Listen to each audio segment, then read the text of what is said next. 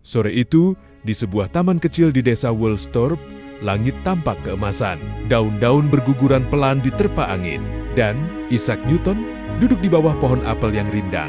Di tangannya ada buku catatan lusuh, penuh coretan dan tanda tanya. Saat ia menatap langit kosong, sebuah apel jatuh di sampingnya pelan. Sederhana, namun syarat makna. Newton menatap apel itu lama, seolah mencari jawaban di antara bayangan pohon dan sinar matahari yang menembus daun. Mengapa apel selalu jatuh lurus ke tanah?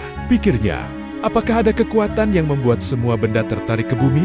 Ia tak menyadari, di saat itu, pikirannya baru saja menyentuh rahasia yang akan mengguncang dunia, sains selama berabad-abad. Malamnya, Newton berjalan di halaman rumah. Langit terbentang luas, penuh bintang. Dengan bulan menggantung di kejauhan, ia menatapnya lama, teringat apel yang jatuh sore tadi. Jika apel tertarik ke bumi, batinnya, apakah bulan juga tertarik ke bumi tapi tidak jatuh karena terus bergerak mengelilinginya? Pertanyaan itu tampak sederhana, tapi di dalamnya tersembunyi benih dari teori gravitasi universal. Di antara dinginnya udara malam, Newton merasakan dorongan kuat untuk memahami hubungan antara benda-benda langit dan dunia di bawah kakinya. Beberapa tahun kemudian, dari pertanyaan kecil tentang apel dan bulan, lahirlah hukum besar yang menjelaskan seluruh gerak alam semesta. Dunia tidak lagi memandang langit sebagai misteri yang tak terjangkau. Melalui pena Newton, alam semesta mulai memiliki logika dan keteraturan. Dan dari desa kecil yang sepi itu, seorang pria muda mengubah cara manusia memahami segala sesuatu, dari benda yang jatuh di tangan hingga planet yang berputar di langit.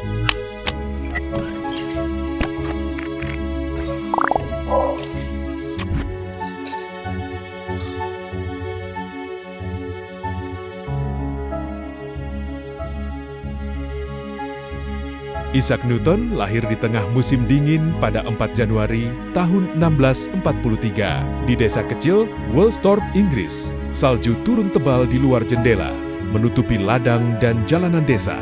Bayi kecil itu lahir prematur, begitu lemah hingga keluarganya khawatir ia takkan bertahan hidup semalaman. Namun takdir berkata lain. Di rumah batu sederhana itu, tangisan kecilnya memecah kesunyian. Seolah dunia enggan kehilangan seorang jenius yang baru saja lahir. Newton tumbuh tanpa ayah dan ibunya menikah lagi ketika ia masih kecil.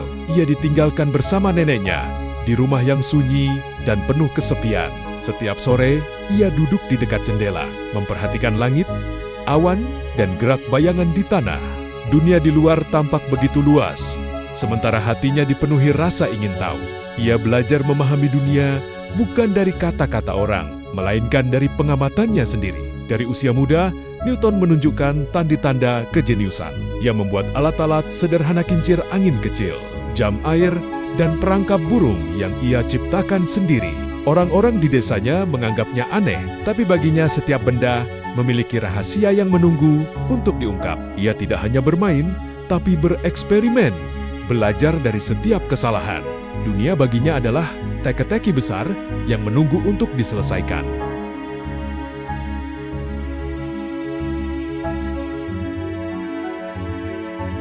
Ketika mulai bersekolah, Newton bukan murid yang menonjol. Ia pendiam, jarang berbicara, dan sering dianggap aneh oleh teman-temannya. Namun suatu hari, setelah dipermalukan oleh seorang siswa yang mengejeknya, Newton bertekad untuk membuktikan dirinya. Sejak itu, ia belajar siang dan malam, menghafal pelajaran, mencatat setiap hal dengan teliti. Tak butuh waktu lama hingga ia menjadi murid terbaik di kelas, meninggalkan semua yang dulu meremehkannya. Di luar jam sekolah, Newton suka mengutak-atik benda-benda di rumah. Ia membuat jam air yang mampu menghitung waktu dan kincir angin kecil yang bisa berputar dengan angin. Ia bahkan menulis rumus sederhana untuk menghitung kecepatannya di balik keheningan dan kesederhanaan. Ada pikiran yang mulai memahami hukum-hukum alam. Suatu sore, cahaya matahari menembus jendela kamarnya, membentuk garis-garis halus di udara. Newton terpaku memandangi debu yang berputar di dalam sinar itu. Ia mencoba mengubah arah cahaya menggunakan kaca kecil. Terkejut melihat warna-warna yang muncul. Dari rasa ingin tahu sederhana itu, lahirlah minatnya terhadap optik cahaya, warna, dan rahasia di baliknya.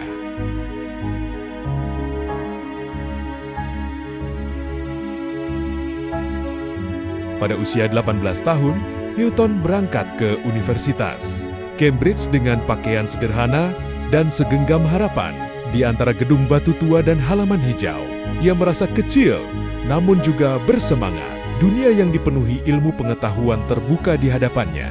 Disinilah benih kejeniusannya mulai tumbuh menjadi sesuatu yang luar biasa. Di Cambridge, Newton menghabiskan waktu berjam-jam di perpustakaan. Ia membaca karya Galileo, Kepler, dan Descartes. Namun, ia tidak puas hanya mempelajarinya, ingin menguji sendiri semua teori itu. Ia mulai menulis catatan panjang tentang gerak, cahaya, dan matematika, menciptakan dasar bagi ide-ide yang kelak mengguncang dunia ilmiah. Setiap malam, setelah semua mahasiswa tidur, Newton naik ke atap gedung kampus. Ia menatap langit berbintang, menulis catatan kecil tentang posisi bintang dan gerak bulan. Ia tahu, di balik keindahan malam itu, ada hukum yang mengatur segalanya dan ia bertekad menemukannya.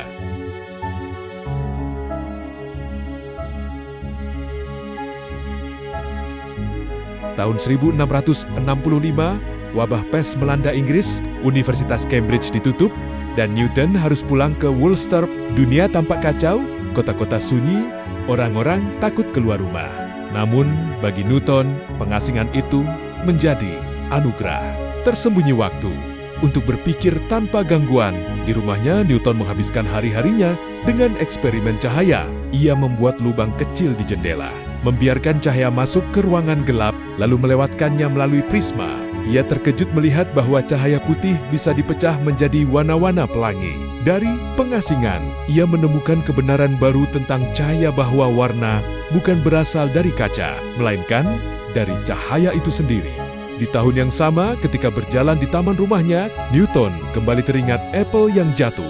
Dalam kesendirian dan ketenangan, ia mulai menulis rumus-rumus tentang gaya yang membuat benda jatuh dan planet berputar. Ia belum menamai penemuannya gravitasi, tapi konsep itu telah lahir. Dari masa kelam wabah, muncul cahaya baru bagi dunia ilmu pengetahuan.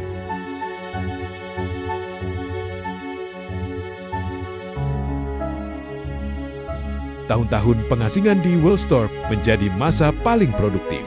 Dalam hidup Newton, di kamar yang gelap dan sempit, ia memulai eksperimen tentang cahaya. Dengan memotong lubang kecil di jendela, ia membiarkan seberkas sinar matahari masuk dan melewatkannya melalui kaca prisma. Ketika sinar itu berubah menjadi spektrum warna, Newton tertegun. Ia melihat keindahan yang tersembunyi di balik cahaya putih. Bagi banyak orang, itu hanya keajaiban alam. Namun bagi Newton, itu adalah bukti bahwa cahaya memiliki struktur dan hukum tersendiri. Ia melanjutkan percobaannya berhari-hari, memantulkan cahaya dengan cermin, menggabungkan kembali warna-warni menjadi sinar putih. Ia menemukan bahwa warna bukan berasal dari kaca, melainkan dari cahaya itu sendiri. Penemuan ini menantang teori lama yang telah dipercaya selama berabad-abad. Newton tahu bahwa dunia ilmiah akan sulit menerima hal baru ini, tapi ia tak peduli. Ia hanya ingin mencari kebenaran yang sesungguhnya. Ketika hasil eksperimennya selesai, Newton duduk lama menatap warna-warna pelangi yang menari di dinding. Dalam keheningan itu, ia merasa seolah sedang berbicara langsung dengan alam. Ia menulis catatan panjang yang kelak menjadi dasar bukunya Optics. Cahaya yang dulu dianggap misteri kini menjadi pintu masuk menuju pemahaman baru tentang dunia. Dari sebuah kamar gelap, Newton menyalakan sinar ilmu pengetahuan yang akan menerangi masa depan.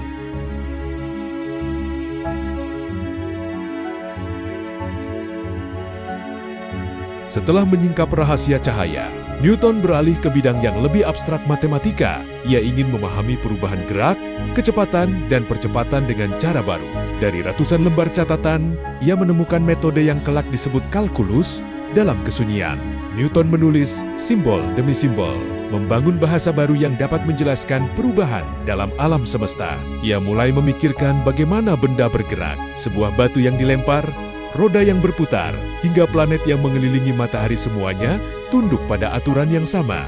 Ia menuliskan hukum-hukum gerak yang kini dikenal sebagai Three Laws of Motion. Dalam rumus-rumus sederhana itu, ia menggambarkan keseimbangan antara gaya, massa, dan percepatan, sebuah pemahaman baru yang menggantikan pandangan lama Aristoteles. Setelah berbulan-bulan bekerja tanpa henti, Newton berhenti sejenak. Ia menatap keluar jendela, melihat daun-daun tertiup angin dan air sungai yang mengalir. Semua gerak itu kini memiliki arti baginya. Alam semesta bukan lagi misteri, melainkan mesin besar yang tunduk pada hukum yang bisa dipahami manusia. Ia tersenyum kecil. Ia baru saja menemukan bahasa baru untuk menjelaskan dunia.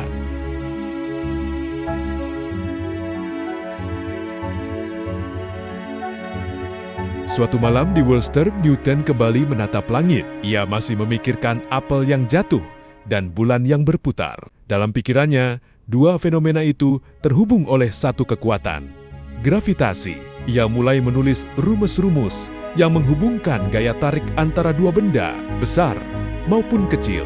Dunia langit dan bumi ternyata diatur oleh hukum yang sama, dengan pena dan kertas. Newton menuliskan salah satu hukum terbesar dalam sejarah manusia. Setiap benda di alam semesta saling tarik-menarik dengan gaya yang sebanding dengan massa mereka dan berbanding terbalik dengan kuadrat jarak di antara mereka. Ia menemukan bahwa gravitasi bukan sekadar kekuatan di bumi, itu adalah hukum alam semesta. Sebuah pemikiran revolusioner yang akan mengubah cara manusia memahami segalanya. Ketika selesai menulis, Newton menatap hasil kerjanya dengan perasaan campur aduk. Di atas meja kayu sederhana, terbaring lembaran-lembaran yang berisi hukum tentang alam semesta. Ia menyadari bahwa dengan pena, tinta, dan pikiran, ia telah menjembatani bumi dan langit. Alam kini bukan lagi misteri, tapi karya agung yang bisa dipahami.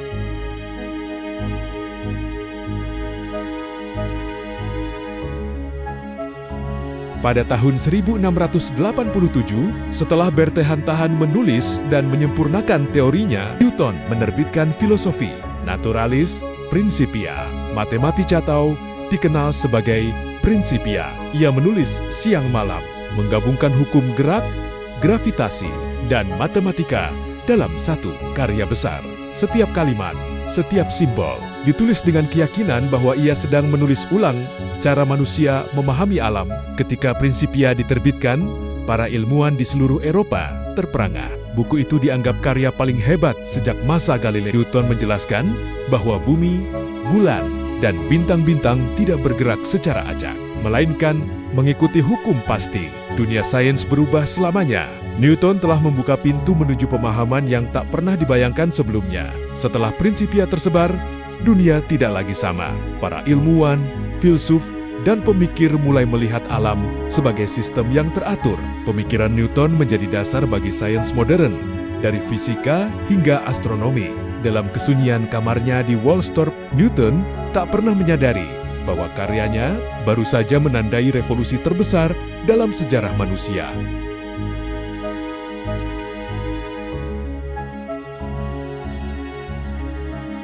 Ketenaran membawa tantangan. Newton mulai berselisih dengan ilmuwan lain, terutama Robert Hooke, yang menuduhnya mencuri ide tentang gravitasi.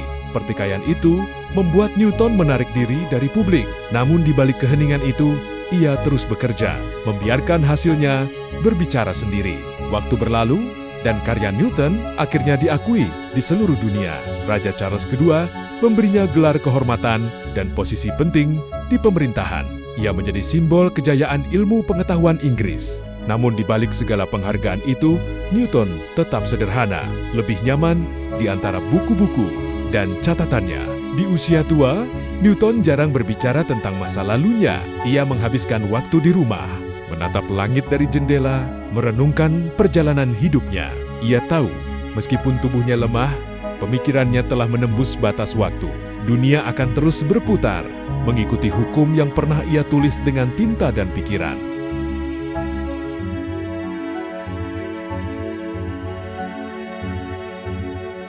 Isaac Newton meninggal dunia pada tahun 1727 di usia 84 tahun. Dunia berduka, namun juga berterima kasih. Ia dimakamkan di Westminster Abbey di antara para raja dan pahlawan.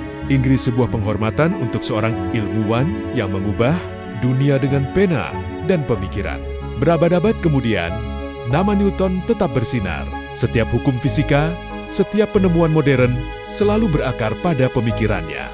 Dari roket yang terbang keluar angkasa hingga cahaya yang dipelajari di laboratorium, modern semuanya masih berbicara dalam bahasa yang ia ciptakan. Newton pernah berkata, "Jika aku melihat lebih jauh, itu karena aku berdiri di atas bahu para raksasa." Namun kini, dunia tahu dialah salah satu raksasa itu. Dari apel yang jatuh di taman kecil, lahirlah pemahaman tentang seluruh alam semesta. Warisannya bukan hanya ilmu, tapi juga keberanian untuk bertanya, berpikir, dan mencari kebenaran.